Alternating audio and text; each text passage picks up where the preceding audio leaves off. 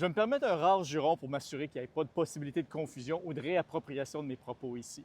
Fuck les nazis, qui aillent se faire foutre. Maintenant, abordons le commentaire parce que ça soulève une discussion importante.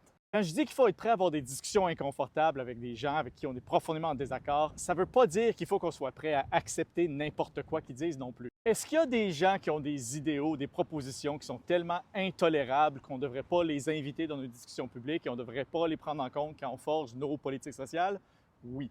Mais avant de décider que quelqu'un devrait être exclu de la considération sociale en général, il faut être vraiment sûr de notre coup. Parce qu'une fois qu'on a décidé que quelqu'un devrait plus être écouté, devrait plus participer à la société selon nous, c'est très difficile de ramener cette personne-là. Si on le fait trop facilement et trop souvent, éventuellement, les gens qu'on a exclus de notre considération sociale vont former une masse critique capable de prendre le pouvoir eux-mêmes. Rendu là, on peut s'imaginer que leur conversation et leur considération sociale va être très loin de la nôtre. Alors, décider qu'on devrait exclure quelqu'un de la considération sociale, ça devrait être quelque chose d'exceptionnel, qu'on fait très rarement et avec énormément de prudence. Et ça, entre autres, ça veut dire prendre le temps de bien l'écouter pour bien comprendre exactement ce qu'il propose, pour s'assurer qu'on a raison de l'exclure de la considération sociale.